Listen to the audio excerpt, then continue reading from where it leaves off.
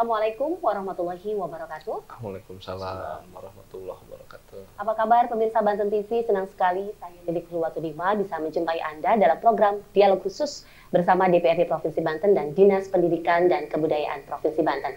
Pemirsa, kita akan berbicara terkait kebijakan pendidikan dalam perspektif keadilan. Seperti yang kita ketahui bahwa memang pendidikan merupakan salah satu hal yang sangat penting dalam membentuk generasi penerus bangsa, dan pendidikan memang harus diberikan kepada seluruh rakyat Indonesia seperti dalam pembukaan Undang-Undang Dasar 1945 yang menyatakan bahwa tujuan negara adalah mencerdaskan kehidupan rakyat. Dan hasilnya, seluruh rakyat Indonesia memang harus memperoleh akses pendidikan yang layak sepanjang hidupnya. Bagaimana di Provinsi Banten, pemirsa? Seperti apa kebijakan pendidikan di Provinsi Banten, khususnya yang memang kewenangan pemerintah Provinsi Banten adalah SMA dan SMK sederajat. Bersama saya sudah hadir sejumlah narasumber. Kita sapa terlebih dahulu Komisi 5 DPRD Provinsi Banten, Bapak Dede Rohana Putra. Assalamualaikum, Pak. Waalaikumsalam warahmatullahi wabarakatuh. Selamat sore pemirsa Banten TV dimanapun berada.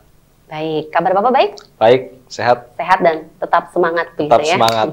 Kemudian juga mewakili Dinas Pendidikan Provinsi Banten, Kabid SMA, Bapak Muhammad Bayuni. Assalamualaikum, Pak Kabid. Waalaikumsalam warahmatullahi wabarakatuh. Kabar Selamat Bapak juga sore. baik? Alhamdulillah, baik. Alhamdulillah. Baik, saya mau ke Pak Dede terlebih dahulu. Terkait pendidikan, Pak. Kita tahu bahwa memang pendidikan ini menjadi salah satu program prioritas dari pemerintah, bahkan di setiap RPJMD-nya, begitu ya. Betul. Bagaimana Bapak memandang penting pendidikan di Provinsi Banten untuk terus dikembangkan, bahkan ditingkatkan kualitasnya? Betul. Isu pendidikan ini memang menjadi isu yang sangat menarik ya, dan selalu menjadi prioritas pembangunan. Kenapa? Karena simpul dari kesejahteraan masyarakat itu ada di pendidikan. Kalau kualitas pendidikannya bagus, maka orang akan lebih gampang untuk mencari pekerjaan. Kalau orang bisa bekerja, tentu nanti kesejahteraannya membaik, kesehatannya membaik. Maka untuk itu negara bahkan dalam undang-undang dihususkan, beda dengan mencari pekerjaan ya. Tapi kalau pendidikan itu semua tujuan bangsa ini bagaimana mencerdaskan kehidupan bangsa ya. Maka untuk itu di Provinsi Banten saya kira anggaran pendidikan bahkan melebihi 20% yang diamanatkan oleh undang-undang. Undang-undang kan mengamanatkan minimal 20%. Kita itu di angka sekitar 24%-an dari fungsi pendidikan ya. Walaupun memang harus kita akui anggaran itu masih jauh dari kecukupan ya. Karena harusnya mungkin 20%-nya oke, tapi kalau APBD-nya 20-30 triliun. Tapi kalau APBD-nya cuma 12 triliun, 13 triliun, 20%-nya kan cuma 2,6, 2,8 ya, jadi masih dianggap kurang. Apalagi sekarang dengan adanya Pergub pendidikan gratis di Banten ini juga masih banyak mengisahkan problem-problem, di mana salah satunya adalah yang digratiskan itu adalah SMA, SMK, SKH negeri. Hanya negeri, sedangkan swasta kan tidak gratis. Sedangkan banyak sekali masyarakat-masyarakat yang dalam tanda kutip kemampuan ekonominya rendah justru sekolahnya di swasta. Justru mereka bayar. Kalau sekolah negeri rata-rata kalangan ekonomi menengah ke atas gitu. Nah, ini juga menjadi problem, dan kami sangat banyak sekali menerima laporan, aspirasi, pengaduan dari masyarakat, khususnya dari para persatuan komite, komite sekolah ya, yang ingin menyampaikan ada revisi di Pergub pendidikan gratis itu. Secara prinsip pendidikan gratis setuju, cuman karena anggarannya nggak cukup, harusnya pendidikan gratis bagi masyarakat yang tidak mampu, mau sekolah dimanapun, mau sekolah di negeri ya sudah memang sekolahnya gratis, kalau di swasta harusnya ada bantuan, ada biaya yang dibayarkan oleh pemerintah kepada siswa yang sekolah dimanapun, termasuk di swasta. Seperti itu. Tadi Pak Dede menyatakan 24% porsi anggaran untuk pendidikan. Betul. Jauh lebih banyak mungkin dibanding yang lainnya. Betul. Gitu ya. Nah, bagaimana cara memanage 24% ini agar pendidikan di Banten berkualitas? Walaupun di tengah-tengah tadi banyak sekali kendala dan banyak sekali keluhan dari masyarakat yang Pak Dede. Betul. Karena 24% itu ya bukan hanya untuk anggaran pendidikan, tapi untuk anggaran fungsi pendidikan. Ya. Tentu memang bukan hanya dikelola oleh Dinas Pendidikan, tapi sama dikelola oleh beberapa dinas. Tapi memang paling banyak Dinas Pendidikan. Terus anggaran sebesar itu habis lebih banyak oleh biaya operasional. Biaya operasional sekolah itu cukup besar sekali. Justru anggaran fisiknya nggak banyak, mungkin 300-400 miliaran lebih banyak di anggaran biaya operasional. Bagaimana cara mengelolanya? Memang makin ke sini teknologi juga makin banyak makin maju ya, tentu butuh biaya yang besar. Terus karena teknologi ilmu pengetahuan terus berkembang, jadi para guru ini harus terus di-upgrade. Dengan ada yang mengupgrade para dewan guru, para pendidikan juga membutuhkan biaya yang cukup besar gitu ya. Ditambah lagi misalnya dengan kemajuan teknologi, perkembangan zaman, pihak sekolah harus sekarang kelasnya nggak lagi seperti dulu 40-50. Akhirnya kan makin banyak ruang guru, sekarang kepala sekolah nggak boleh ngajar, banyak sekali akhirnya yang harus biaya pendidikan berkembang gitu. Jadi tidak diimbangi dengan pendapatan negara. Mungkin secara nasional APBN kita sudah 2.500 triliun, tapi kan di daerah-daerah belum banyak. Maka tidak heran ketika pemerintah daerah, provinsi maupun kabupaten kota kesulitan ketika dia bisa mengimplementasikan amanat undang-undang pendidikan bisa gratis gitu. Karena anggaran yang ada itu nggak cukup. Jadi kita harus ekstra kreatif bagaimana bisa mengelola keuangan yang 20% tersebut ya, 24% tersebut. Sebelum ke Pak Kabid, saya masih ke Pak Dede lagi. Menyoal tadi pendidikan gratis yang memang sudah ada di Pergub mungkin sejak Pak WH kalau tidak salah 2020-an ya. 2020-an. Baik, itu kan memang anggarannya tidak mencukupi untuk seluruh SMA, SMK baik negeri ataupun juga swasta yang tadi Bapak sebutkan. Apa mungkin yang diperjuangkan oleh pihak legislatif terkait anggaran ini? Ya, saya sudah berkomunikasi dengan Pak Kadis ya, termasuk dengan Pak PJ Gubernur. Kita minta Pergub gratis itu kalau dicabut mungkin nggak bisa atau kesulitan ya, tapi minimal direvisi. Pendidikan gratis untuk masyarakat Banten yang kurang mampu deh gitu. Misalnya dengan pendapatan UMK ke bawah gratis, tapi kalau buat anggota dewan yang mau rumahnya bagus, yang supervisor gitu ya, yang punya mobil, ya udah nggak usah gratis tapi berkebayar. Nah ini sebenarnya seperti prinsip BPJS yang gotong royong. Gimana anggota dewan, pejabat, pengusaha semua harus punya BPJS ya. Walaupun nggak dipakai dalam rangka apa? Dalam rangka menggotong royong, mensubsidi, membantu masyarakat yang tidak mampu. Makanya kalau masyarakat tidak mampu itu iurannya cuma 34.000. Tapi kalau yang gajinya besar bisa 200.000 BPJS bayarnya kan. Nah, ini sebenarnya dalam rangka gotong royong. Saya sih sangat setuju kalau pendidikan gratis itu bukan hanya di negeri, termasuk di swasta. Tapi pendidikan gratis itu harusnya buat orang yang tidak mampu. Sekarang kan nggak adil, nggak ada keadilan.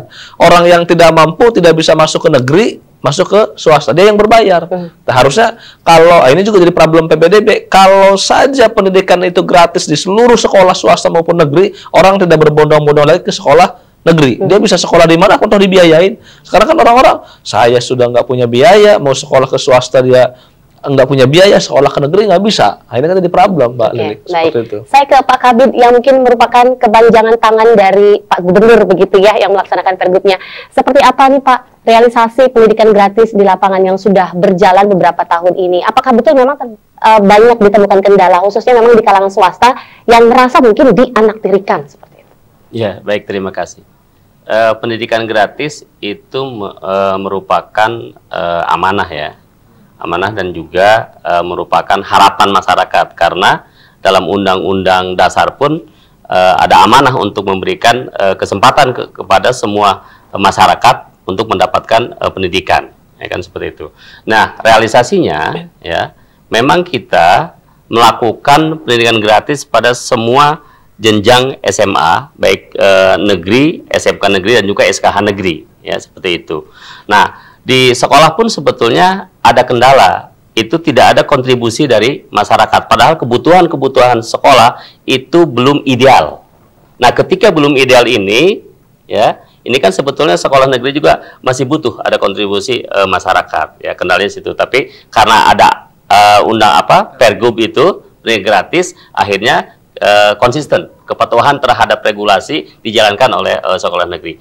Dan juga ada kontradiktif. Kontradiktifnya apa? Swasta belum tersentuh secara maksimal, ya.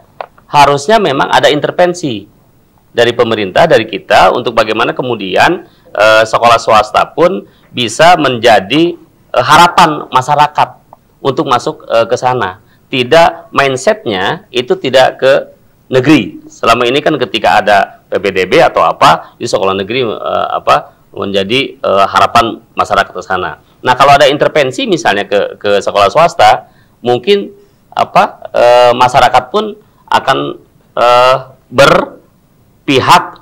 memilih kepada sekolah swasta itu ketika misalnya di sekolah negeri mereka sudah tidak bisa. Contoh konkret misalnya begini.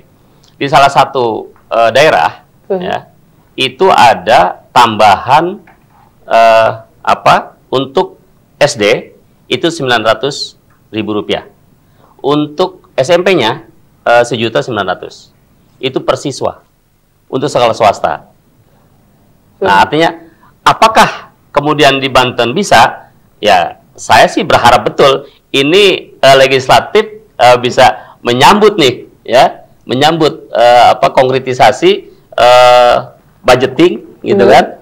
Apakah pada sisi regulatornya juga bersama-sama biar masyarakat menikmati nih, ya, bagaimana kemudian pendidikan betul-betul dirasakan dan pemerintah hadir. Saya pikir seperti itu. Oke, bagaimana dengan yang tadi Bapak sebutkan banyak masyarakat yang memang berbondong-bondong menyekolahkan anaknya di negeri begitu ya, sehingga mungkin ada labelisasi sekolah favorit. Nah, bagaimana mengubah mindset dari masyarakat itu sendiri? Ya, pertama, kita memang kebijakan pemerintah pusat Kemendikbudristek ya tentang PBDB ini dan menghilangkan ujian nasional satu dan juga menghilangkan sekolah favorit. Ya, kenapa ada pemerataan? Ya, satu biar kemudian sekolah yang ada anggaplah misalnya di Provinsi Banten ada 261 sekolah negeri yang tersebar di 8 kabupaten kota. Ya, nah ketika ada sekolah favorit, memang masyarakat masih bertahan itu. Kenapa bertahan? Satu, ya, bertahannya lulusan dari sekolah tersebut banyak diterima di perguruan tinggi negeri. Ya. Kedua, image sekolah negeri itu masih tetap melekat. Ya. Padahal kalau kita perhatikan sistem zonasi misalnya, ya, sistem zonasi misalnya, itu kan mohon maaf, ada lulusan dari SMP yang pinter, yang tidak pintar, yang hanya pas-pasan masuk ke sekolah yang dekat. Nah, ini sebetulnya pemerataan sudah dilakukan, ya. Tapi masyarakat masih tetap menganggap bahwa sekolah favorit itu masih tetap bertahan sampai hari ini. Nah, yang harus dilakukan pertama adalah intervensi ke sekolah swasta dan juga ada edukasi kepada masyarakat, ya, tentang bagaimana pendidikan ini sebetulnya sudah ada pemerataan yang dilakukan oleh pemerintah. Sebenarnya bukan hanya mengejar sekolah favorit saja, tapi mengejar karena gratisnya. Iya kan? Ya, yang terjadi di lapangan seperti itu. Kalau bicara gratis kan berarti bukan hanya di sekolah favorit, ya, di sekolah tidak favorit pun gratis, kan seperti itu. Ya. Saya ke Pak Dede, saya ingin kembali menyinggung Pergub tadi. Mungkinkah Pergub itu direvisi nantinya? Nanti dijawabnya Pak. Dan apakah mungkin ada perda dari legislatif? Dan pemirsa Banten TV, kita akan kembali lagi dalam dialog khusus usai jeda berikut ini.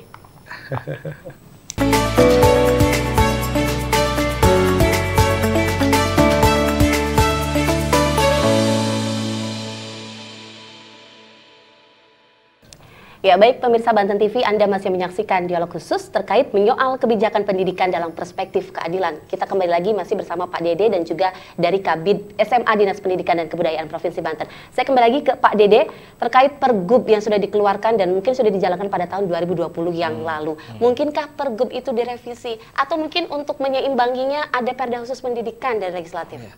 Tentu sangat mungkin ya produk Pergub itu bisa direvisi, jangankan Pergub, perda sekalipun ya, di mana kesepakatan antara legislatif sama eksekutif masih bisa, undang-undang sekalipun bisa. Nah, maka ini tinggal ada goodwill saja dari kita, sudah mulai dorong, kita komunikasikan, karena tadi yang disampaikan oleh Pak Kabid benar bahwa di mana pada posisi hari ini sekolah itu tidak bisa mengeksplor beberapa kegiatan dalam rangka meningkatkan kualitas pendidikan, dan banyak juga sebenarnya beberapa wali murid yang mampu, yang bersedia, tapi karena pihak sekolah nggak berani, ya pihak sekolah kan taat dan patuh terhadap aturan, dia nggak berani juga mungut. Kalau sekedar misalnya bantuan sukarela mungkin ya, walaupun kan sukarela juga tidak terlalu besar, justru kalau sedikit-sedikit besar karena tadi yang masuk ke sekolah itu sekarang itu misalnya sekolah favorit misal, walaupun kita sudah tidak memfavoritkan kan, tapi masyarakat masih memfavoritkan.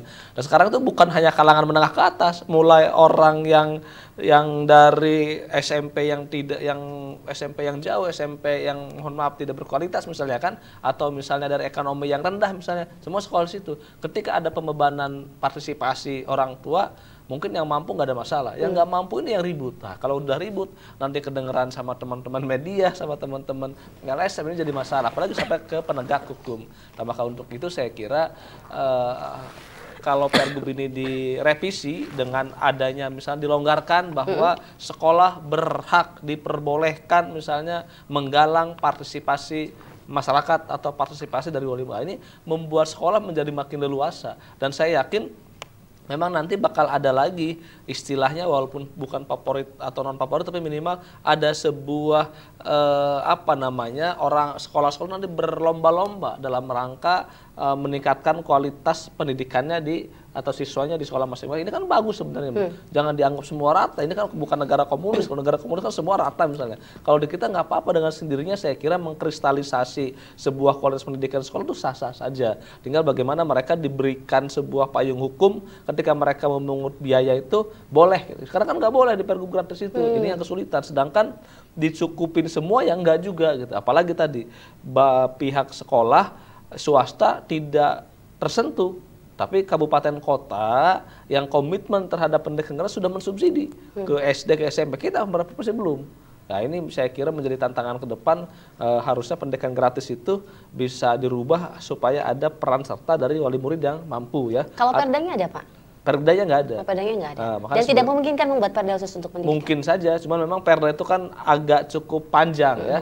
Mungkin bisa nggak selesai 1 tahun, selesai 2 tahun karena banyak tarik-menarik kepentingan memang. Tapi sebenarnya bisa saja. Ini juga coba kita galakkan, komunikasikan dengan berbagai fraksi ya. Cuman sekali lagi pendidikan gratis ini menjadi jualan politik yang bagus. Jadi kalau nanti ada fraksi yang menyampaikan pendidikan gratis dicabut, itu bisa nggak ada suara nanti besok itu. Iya. Karena seolah-olah pendidikan fraksi tersebut tidak setuju pendidikan gratis. Makanya mungkin kalau pendidikan gratis yang nggak dicabut tapi direvisi. Pendidikan gratis hanya buat orang yang tidak mampu atau kalangan menengah ke bawah. Tapi kalau kalangan menengah ke atas harus bayar gitu. Mungkin nggak banyak, 20% nggak apa-apa. Hanya 20% orang yang mampu yang berbayar. Tapi kan 20% itu nanti hasilnya bisa mengcover yang 80%, sehingga kita punya cash flow, punya ruang keuangan yang lebih baik saya kira. Oke, saya ke Pak Kabid kembali. Pak, kita tahu bahwa SMA, SMK memang menjadi kewenangan dari pemerintah provinsi. Bagaimana dari pemerintah provinsi ini menyamaratakan kualitas pendidikan di dalamnya, baik itu negeri maupun swasta, tetap kualitasnya lebih baik? Gitu. Ya, adakah program yang memang dijalankan? Ya. Pertama, ketika kita berbicara kualitas pendidikan, itu kita tidak melihat negeri swasta. Satu, kita beri kesempatan ketika ada kegiatan apapun, pesertanya baik negeri ataupun swasta. Kedua, kita juga melakukan intervensi pada sisi misalnya bahwa ada insentif yang diberikan oleh pemerintah provinsi. Ya, itu insentif untuk guru dan kepala sekolah dalamnya swasta, ya, itu 500.000, mohon maaf. 500.000 per bulan. Ini yang swasta ya? Ya, untuk guru swasta ya dan kepala sekolah. Dan untuk bantuan proses pembelajarannya itu 250.000 per siswa. Jadi sebetulnya ada ya perhatian dan juga ingin meningkatkan di sisi sekolah swasta kita juga sama. Jadi artinya kualitas pendidikan itu tidak dilihat hanya negeri. Lihat saja yang anak-anak berprestasi mewakili ke tingkat nasional pun itu sebagian besarnya juga dari swasta. Artinya bahwa di Banten ini kami menempatkan kualitas pendidikan itu tidak memilah-milah. Hanya keterbatasan yang dilakukan oleh pemerintah provinsi hanya baru seperti itu. Itu pun terus kami evaluasi biar kemudian kami berbicara misalnya dengan legislatif untuk mendorong supaya keberpihakan kita ke swasta lebih besar lagi. Dan itu harapan kami sekali lagi. Oke, Pak, tapi mungkin di lapangan juga banyak sekali sekolah swasta yang memang biaya atau anggarannya itu terjadi ketimpangan. Ada yang harganya biasa murah, bahkan ada yang jauh menjomplang tinggi begitu. Nah, bagaimana pengawasan dari Dinas Pendidikan perihal hal itu? Apakah ini menjadi kewenangan mereka sekolah masing-masing atau juga ada pengawasan khusus dari Dinas Pendidikan?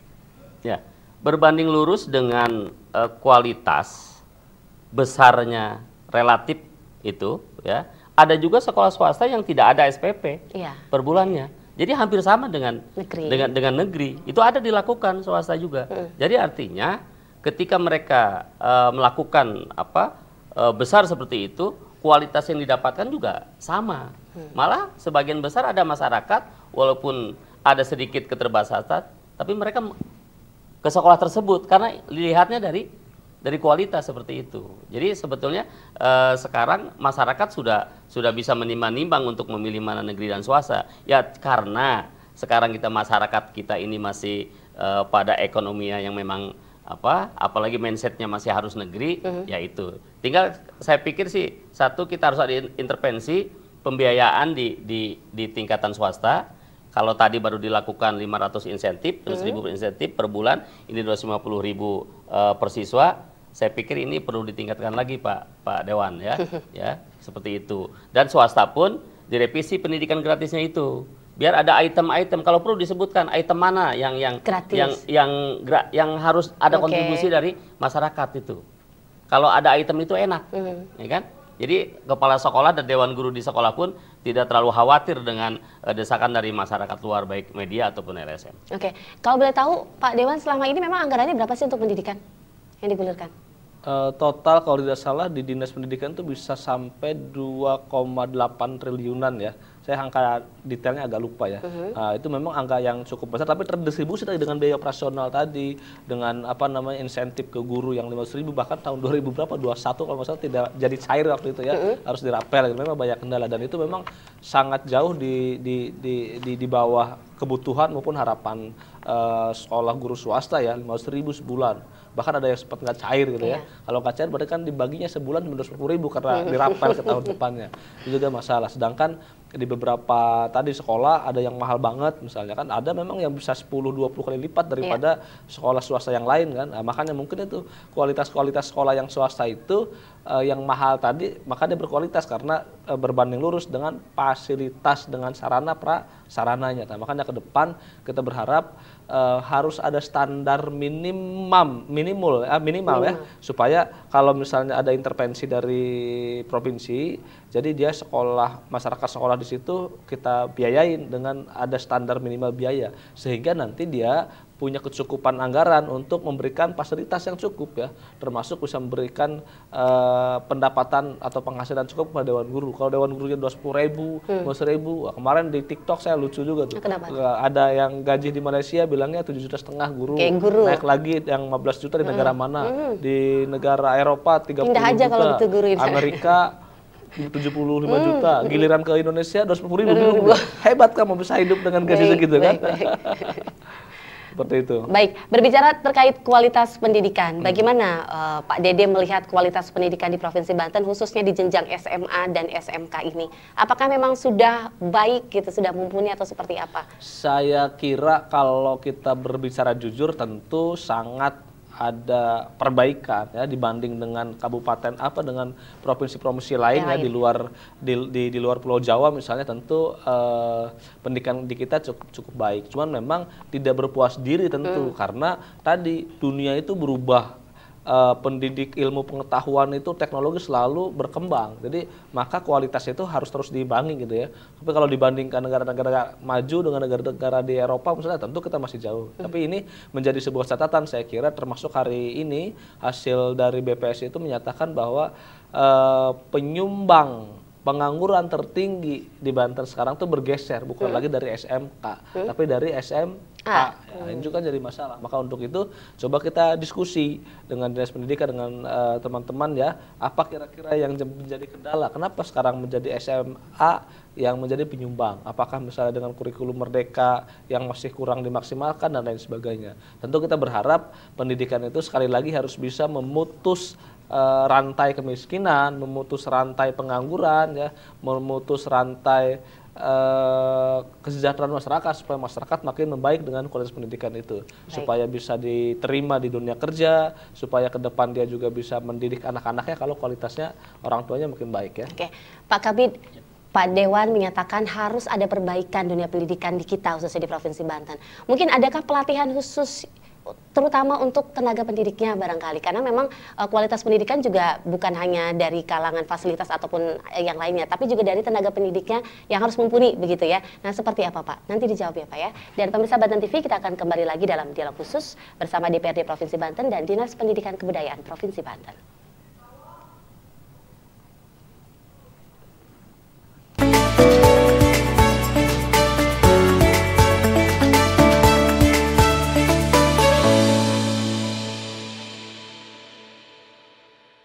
Ya, pemirsa Banten TV, Anda masih menyaksikan dialog khusus terkait menyoal kebijakan pendidikan dalam perspektif keadilan. Saya masih ke Pak Kabid. Pak Kabid, seperti apa program yang digulirkan dari Dinas Pendidikan untuk meningkatkan kualitas pendidikan, misalnya dengan pelatihan khusus untuk tenaga pendidik atau yang lain sebagainya? Silakan, Pak. Ya, baik. Berbicara pendidikan, berbicara kualitas, berbicara kesempatan, kompetensi, itu muaranya di guru. Oke. Ya, muaranya sekali lagi di guru. Jadi kita concern kualitas itu di guru. Banyak beberapa kesempatan yang dilakukan, baik itu melalui MGMP, Musyawarah Guru Mata Pelajaran, ya, ataupun MKKS dan lain-lain, melakukan kegiatan-kegiatan yang meningkatkan kompetensi. Ya. Karena secara dasar, ya, Undang-Undang Nomor 14 Tahun 2005 tentang guru dan dosen, itu kan ada 4 kompetensi yang harus dimiliki oleh guru. Satu, persoalan pedagogiknya. 2, persoalan profesionalitasnya. 3, sosial dan kepribadian. Nah, pada sisi profesionalitas inilah yang kemudian kita semua sekolah itu melakukan peningkatan kompetensi. Bagaimana penguasaan materi ya pada sisi proses pembelajaran dan lain-lain. Pada sisi metodologi, pada sisi media pembelajaran dan beradaptasi dengan hal kebaruan tentang teknologi sekarang ini. Jadi sekarang guru itu harus betul-betul beradaptasi dengan hal kebaruan tentang teknologi, ya. Karena ini mau tidak mau digitalisasi itu keharusan, ya. Ini makanya sekolah sekarang concern ada in-house training, ya, ada pengiriman pelatihan-pelatihan ke tingkat nasional dan lain-lain. Itu yang dilakukan oleh kami untuk peningkatan kualitas pendidikan di Provinsi Banten ini. Nah, ini memang kualitas pendidikan sudah terlihat baik ya Pak ya, kalau menurut dari Dinas Pendidikan? Ya, masyarakat yang bisa menilai, ya. Kalau representatif masyarakat itu melalui Pak Dewan menyampaikan ada kebaikan, ya kami alhamdulillah bersyukur. Bukan kami berbangga diri, berpuas diri, tapi bagaimana itu menjadi tolak ukur kami, evaluasi kami untuk terus meningkatkan ikhtiar kebaikan untuk masyarakat Banten. Karena sejatinya kalau berbicara pendidikan, itu berbicara tentang kualitas kesejahteraan masyarakat Banten. Makanya siapapun nanti ataupun hari ini program pemerintahan itu harus prioritas pada dunia pendidikan. Oke, berbicara terkait pendidikan tentu juga kita tidak terlepas dari APK atau angka partisipasi kasar. Konon kalau saya lihat di data BPS Pak ya, ada terjadi penurunan angka APK-nya di tahun 2021 yang angkanya itu 75,66, di 2022 menjadi 75,49. Apakah memang masih banyak yang tidak bersekolah di Provinsi Banten, seperti apa Pak? Ya, ini kan APK ini, angka partisipasi kasar. Artinya angka partisipasi kasar itu persentase jumlah penduduk yang sekolah di jenjang tertentu dibandingkan dengan jumlah usia masyarakat di jenjang tertentu. Ya. Jadi artinya kalau hari ini nih, PPDB kemarin, lulusan SMP dan lulusan sanawiyah itu hampir 220.000. Yang diterima data kami sekarang ini hanya 81.000. Mungkin saja itu mereka pesantren. Mungkin saja mereka sekolahnya tidak di daerah Provinsi Banten. Ya kan? Mungkin saja data apakah PKBM gitu kan dan lain-lain ya seperti itu. Atau mungkin mohon maaf di daerah-daerah selatan itu mungkin lebih banyak prioritas kerja merekanya. Iya. Ya inilah yang kemudian kita concern ke arah sana. Makanya kami membuat kebijakan-kebijakan untuk misalnya ada sekolah bagaimana hybrid misalnya gitu, learning dan lain-lain yang dilakukan untuk bagaimana ada peningkatan tentang APK ini. Baik APK ataupun APS dan lain-lain. Ya kita terus ikhtiar ini ya. Dan itu tidak hanya tanggung jawab provinsi, kabupaten kota juga bersama-sama bersinergis untuk bagaimana meningkatkan dari APK, keluar dari APK itu, seperti itu. Oke, kalau kita lihat memang APK SMA, kemudian juga SMP dan SD, SMA itu jauh lebih kecil sih ketimbang SMP ataupun juga SD. Apakah memang banyak pola pikir masyarakat yang saya cukup sampai 9 tahun saja, saya cukup sampai 6 tahun saja. Memang seperti itu Pak di lapangan? Saya pikir tidak seperti juga, karena sekarang bukti dari meningkatnya sekolah, banyaknya masyarakat untuk sekolah walaupun itu negeri misalnya. Tapi sekolah swasta juga, alhamdulillah Pak, hari ini masih banyak lah seperti itu. Ya tinggal bagaimana kemudian kita bersama-sama kalau berbasis data itu memang ada pengurangan misalnya dari APK, ya kita mengedukasi masyarakat semuanya sekarang. Bersinergi semua masyarakat untuk bagaimana kemudian bersama-sama menemukan formulasi biar masyarakat Banten yang usia sekolah itu juga sekolah ke sekolah SMA, SMK ataupun SKH dan lain-lain. Ya, baik Pak Kabin. Jadi bagaimana melihat APK yang turun di Banten khususnya untuk SMA dengan SMK ini? Ya, baik. Penurunan APK ini mungkin ya kalau kita analisa karena tahun 2022 itu baru pasca COVID ya, mungkin saja ya, walaupun tadi 75% itu tidak menggambarkan 100% kebenaran, mungkin angkanya bisa 90-an% karena ada beberapa yang sekolah bisa di luar Banten maupun tadi ada yang ngejar paket C dan lain sebagainya. Tapi memang dari angka APK tadi ada penurunan, saya kira memang wajar karena kita COVID tahun 2021 ya.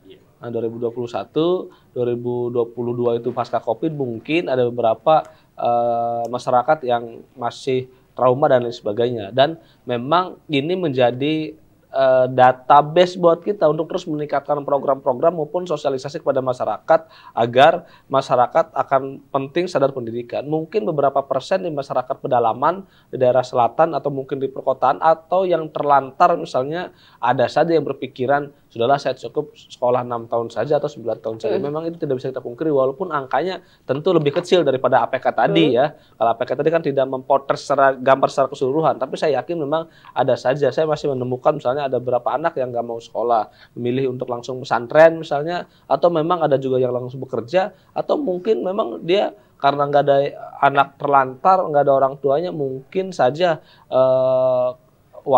para orang tua walinya maupun RT RW-nya misalnya kurang peduli, ya akhirnya dia harus putus sekolah. Ada, walaupun angkanya nggak sebesar tadi angka kasaran yang di APK tadi ya gitu. Jadi memang jadi tantangan buat kita bagaimana supaya masyarakat, tokoh masyarakat semua peduli. Ketika ada saudaranya, tetangganya yang tidak bersekolah, ya kita harus sama-sama ngebantu sama dia gitu ya. Kenapa nggak sekolah? Kalau perlu kita antar, kalau perlu kita coba bantu iuran buat biayain mereka gitu.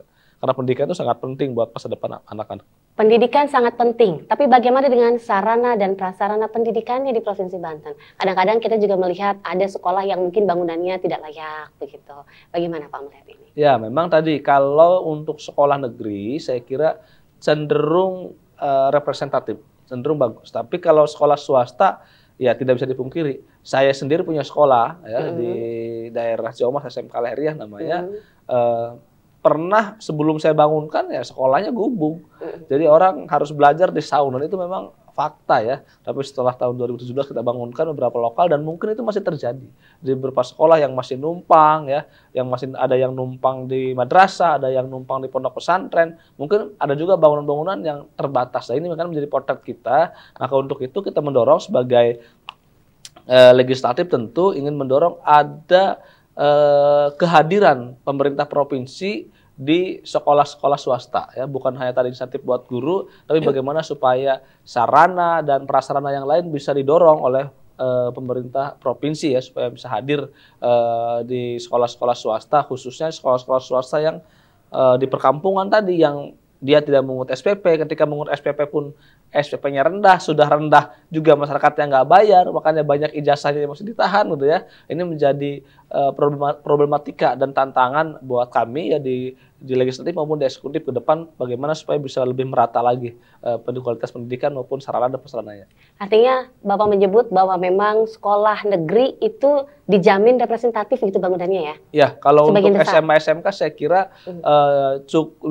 bisa kita garansi kualitasnya oke. Oke. Kalau swasta lebih banyak berdiri kalau swasta sendiri. mungkin, tapi beberapa sekolah swasta justru ada yang lebih berkali lipat bagus daripada negeri ya, dengan biaya sekolah yang bisa berlipat-lipat mahal. Tapi kalau yang tadi tidak berbayar misalnya, yang gratis ya, itu sangat memprihatinkan. Gaji gurunya cuma 250.000, sarana dan prasarananya terbatas ya, masih banyak seperti itu.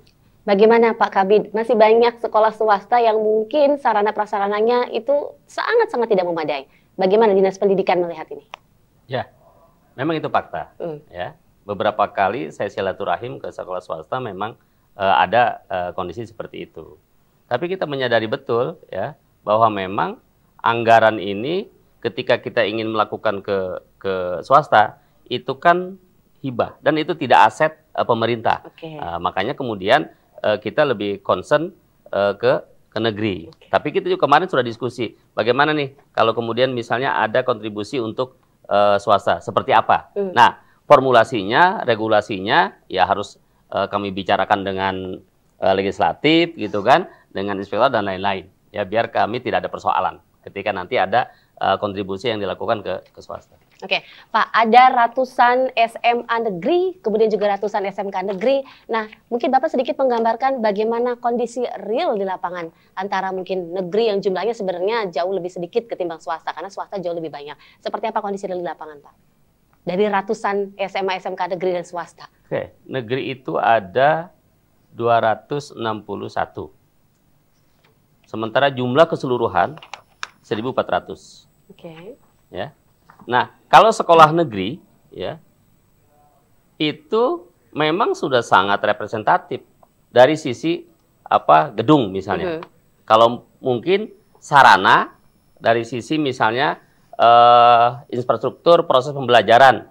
Kita berharap semua kelas itu ada proyektor dan lain-lain biar beradaptasi dengan hal kebaruan teknologi seperti itu. Ya, kita digitalisasi untuk mendorong ke sana. Ini mungkin masih terbatas. Tapi kalau apa yang disampaikan oleh Pak Dewan tadi, itu memang betul sangat representatif kalau percara gedung ya. Tapi sarana pendukung ini juga harus kita terus dorong. Seperti itu. Baik, Pak Dewan, seharusnya seperti apa bentuk perhatian pemerintah untuk sekolah-sekolah swasta? Nanti dijawabnya, Pak. Dan pemirsa Banten TV, kita akan kembali lagi dalam dialog khusus usai jeda berikut ini.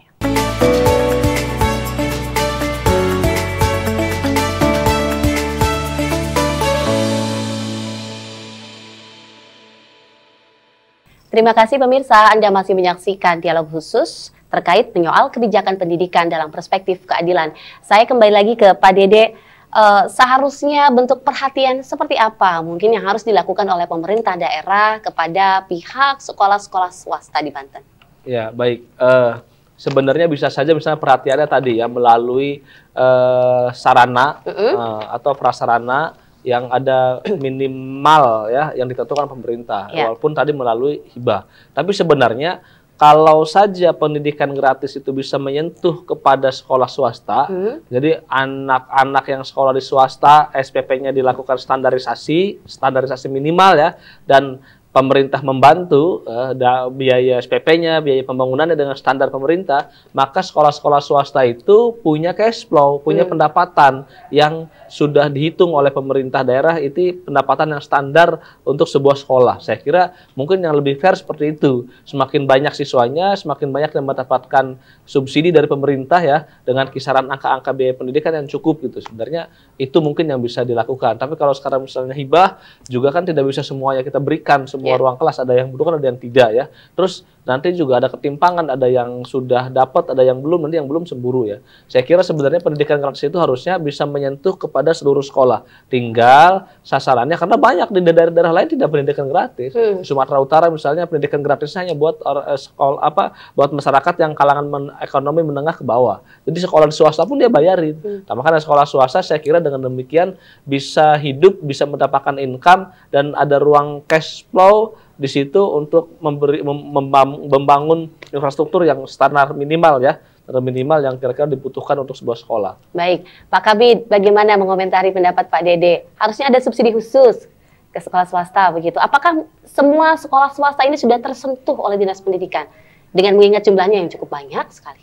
Ya, baik. Dengan kebijakan ya, itu dengan insentif ya, itu satu kita sudah menyentuh. Kemudian dengan Bosda yang 250.000 per siswa itu sudah menyentuh. Cuma apakah itu sangat ideal? Saya katakan tidak. Makanya saya berharap betul. Coba kita simulasi lah misalnya. Kita simulasikan. Kalau per siswa misalnya 1 juta saja, ya 1 juta saja, atau di bawah itu maksimal 1 juta, saya pikir swasta pun tidak akan lagi mempersoalkan persoalan PPDB dan lain-lain misalnya seperti itu. Ya, coba misalnya saya berharap nih Pak Dede bisa kalau perlu ada inisiasi tentang pembahasan ini gitu, biar kemudian masyarakat khususnya yayasan atau sekolah swasta bisa juga menikmati gitu kan secara ideal. Kalau sekarang memang masih terbatas. Itu satu persoalan itu yang kami lakukan. Kedua, yang harus kami lakukan juga, apakah dengan bantuan tersebut juga ada peningkatan kualitas nggak di swasta?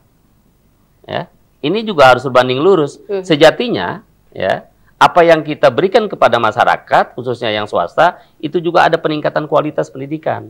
Ini yang kita harapkan, ya. Jadi satu sisi kita dorong untuk peningkatan bantuan ke swasta, satu sisi juga ada kontribusi dari swasta untuk peningkatan kualitasnya. Nah ini yang bahan Pak Dede lah dari kami nih. Anggap nih ini konstituen lah gitu kan untuk legislatif membahas biar kita sama-sama artinya antara negeri dan swasta betul-betul kita perhatikan dan juga memang mendapatkan hak yang sama. Oke. Berarti memang harus ada perjuangan khusus sih Pak dari legislatif. Seperti apa ke depannya nih Pak? Makanya tadi saya sampaikan bahwa kita sudah melebihi 24%. Jangankan mengcover buat sekolah swasta, buat sekolah negeri saja masih banyak yang kekurangan anggaran ya. Apalagi tadi bukan hanya gedung, tapi prasarana yang ada di sekolah kayak tadi misalnya ada alat-alat pengajar yang sekarang sudah digitalisasi, sudah teknologi makin maju, kita juga kesulitan kayak di mana SMK 4 Kota Cilegon pelayaran, tidak punya simulator pelayaran. Nah, artinya anggarannya nggak cukup, apalagi kalau bisa kita mau mengcover sekolah swasta, nggak bakal cukup anggarannya. Itu bisa memakan 35%. Kalau 35% misalnya anggaran APBD habis buat itu, kita nggak bakal kebangun jalan, kita nggak bakal bisa biayain kesehatan. Maka untuk itu satu-satunya cara adalah kalau menurut saya, bagaimana cash flow yang ada itu, tadi kata pertanyaan pertama di awal, bagaimana supaya anggaran yang ada ini 24% ini bisa cukup, ya satu-satunya cara ada partisipasi masyarakat. Keran partisipasi orang tua wali murid dibuka harusnya. Nah, kalau dengan demikian nanti sekolah-sekolah misalnya sekolah-sekolah negeri yang orang tuanya mampu, diinventarisir sekian persen dia bayar. Nah, jadi kan nanti mengurangi beban pemerintah terhadap sekolah negeri. Nanti ketika itu berkurang bebannya, maka intervensi kepada sekolah swasta makin banyak. Itu satu-satunya. Kalau sekarang dimaksimalkan, dibanyakin lagi anggarannya, habis kita. Dan itu aturannya ada di Pergub kan? Di Pergub itu nggak boleh masalahnya. Di Pergub itu nggak boleh. Jika memang itu bisa direvisi, nah, bagaimana DPRD mengkomunikasikan itu dengan? Itu sudah kita komunikasikan. Sekali lagi karena ini isunya isu politik pendidikan itu jarang sekali ada anggota dewan, kepala daerah gitu ya? Yang berani. Bahkan ya mohon maaf, ini kan keputusan pendidikan gratis juga diambil ketika di akhir periode yang mohon maaf menurut saya menjadi panggung politik buat jualan politik. Kalau di Banten sudah pendidikan gratis, walaupun dalam realitanya masih sangat jauh, masih berantakan. Nah, maka untuk itu harus ada yang berani. Sekarang kalau saya misalnya judulnya dikutip sama media, Pak Dede Rohana misalnya menolak, waktu repot juga kan bisa saya. Baik, karena memang semua masyarakat pada umumnya menginginkan pendidikan gratis gitu ya. Makanya saya sepakat tuh pendidikan gratis buat orang yang tidak mampu atau orang yang kelas menengah ke bawah. Yang menengah ke atas harus bayar. Kalau perlu dimahalin bayarnya seperti itu. Baik, saya ingin sedikit menyinggung terkait mungkin honorer tenaga pendidik yang sekarang sudah menjadi P3K, mungkin ke Pak Kabid. Bagaimana Pak? Apakah ini juga sudah merupakan salah satu upaya untuk meningkatkan kualitas pendidikan atau seperti apa? Ya, sejatinya seperti itu. Jadi ketika misalnya honorer diangkat jadi pegawai pemerintah dengan perjanjian kerja itu, ya artinya kan secara kesejahteraan, secara semangat bekerja harusnya meningkat ya. Jadi ketika meningkat, kualitas pendidikan pun harus juga berbanding lurus meningkat pula. Jadi memang kita berharap bahwa honorer ini ya yang jumlahnya memang luar biasa gitu kan. Nah, walaupun bertahap karena ini kan kebijakannya dari pusat. Ya, walaupun nanti anggarannya tetap ke daerah. Nah, ini kendalanya. Nah, betul. Ya kan itu. Ini kan ketika kendala di daerah, kita dorong terus lah. Ya bagaimanapun juga itu harapan masyarakat untuk kemudian terwujudnya mereka menjadi P3K. Oke. Artinya kalau anggarannya memang ada di daerah, jumlah yang 24% juga mungkin akan meningkat di beberapa tahun kemudian. Betul nggak sih Pak Dede? Ini larinya anggaran pendidikan kan? Betul. Nah, itu anggaran 24 juga itu dengan bos loh. Dengan Dalam- bos, Oke, total. itu dengan bos juga? Dengan bos Dengan loh bos itu. semua, total. Ya Nah, tidak kalau top gitu. banyak yang sudah di P3-kan, artinya lebih meningkat lagi. Seperti apa, Pak? Ya, makanya ini juga jadi masalah ketika kuota kalau nggak salah yang P3K itu sekarang sisa tinggal 2.100 ya, 2.100 sampai 2.600 gitu ya. Kuota akan diangkat 500. Mereka sudah nunggu 1-2 tahun yang kemarin, pengen diangkat sekaligus. Ketika diangkat sekaligus, ya anggarannya mentok, maka akan tergerus lagi dengan anggaran-anggaran pendidikan yang lain. P3K. Di sisi lain juga belanja pegawai kita sudah menyentuh di batas yang sudah ditentukan oleh pemerintah pusat ya. Akhirnya kalau nambah lagi P3K yang sekarang jadi masalah, jadi problem saya kira. Tapi memang harus ada khusus diskusi di situ bagaimana supaya bisa menyelesaikan masalah ini ya. P3K bisa ternaungi, masyarakat pendidikan swasta juga bisa kita layani. Oke, terkait hal lain mungkin yang baru saja kita lakukan Pak Kabid, PPDB ya, PPDB online kemarin yang mungkin tiap tahunnya itu banyak sekali kendala gitu ya, ada aduan-aduan. Nah, seperti apa sih Pak? Kalau kalau saya lihat ada beberapa catatan gitu ya yang mengadu ke inspektorat, mungkin ada sekitar belasan aduan begitu. Yang paling banyak seperti apa? Ya, PPDB seksi ini ya. Ya. Nah, kita kalau bicara PPDB seksi ini. Nah, kita ikhtiar terus tiap tahun memperbaiki.